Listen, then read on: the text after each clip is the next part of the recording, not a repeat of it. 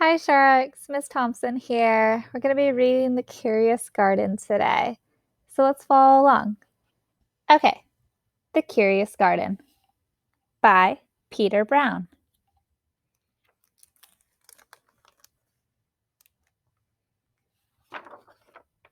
The Curious Garden. There once was a city without gardens or trees or greenery of any kind. Most people spent their time indoors. As you can imagine, it was a very dreary place.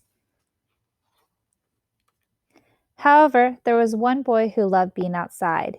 Even on drizzly days, while everyone else stayed inside, you could always find Liam happily splashing through his neighborhood. It was on one such morning that Liam made several surprising discoveries. He was wandering around the old railway, as he did from time to time, when he stumbled upon a dark stairwell leading up to the tracks. The railway had stopped working ages ago, and since Liam had always wanted to explore the tracks, there was only one thing for the curious boy to do. Liam ran up the stairs, pushed open the door, and stepped out onto the railway. The first thing he saw was a lonely patch of color. Wildflowers and plants were the last thing he had expected to find up there. But when he took a look closer, it became clear that the plants were dying. They needed a gardener.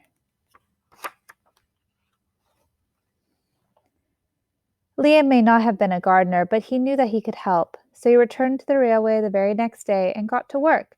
The flowers nearly drowned, and he had a few pruning problems. But the plants patiently waited while Liam found better ways of gardening.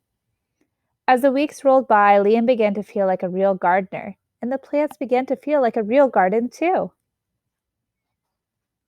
Most gardens stay in one place, but this was no ordinary garden. With miles of open railway ahead of it, the garden was growing relentless. It wanted to explore. The tough little weeds and mosses were the first to move. They popped up farther and farther down the tracks and were closely followed by more delicate plants.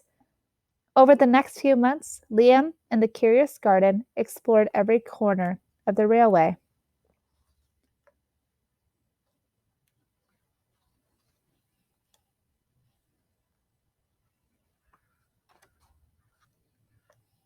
After spending his spring and summer and autumn with the garden, Liam's time on the railway was finally interrupted by winter. Heavy blankets of snow fell on the city that season, and for the first time since he'd become a gardener, Liam could not visit the plants. Rather than waste his winter worrying about the garden, Liam spent it preparing for spring. After 3 cold months, the snow finally began to melt, and Liam rolled his new gardening gear over to the railway. Winter had taken a toll on the garden. But thanks to Liam's planning, his handy new tools, and a little help from the sun, the plants soon awoke from their winter sleep.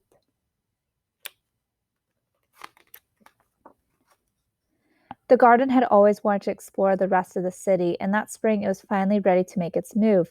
Once again, the tough little weeds and the mosses set out first. They popped up farther and farther from the railway and were closely followed by more delicate plants. The garden was especially curious about old forgotten things.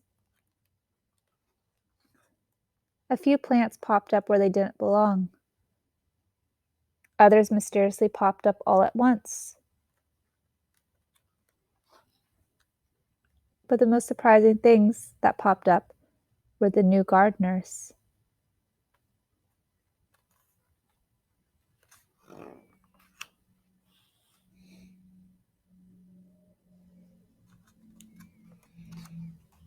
Many years later, the entire city had blossomed, but of all the new gardens, Liam's favorite was where it all began.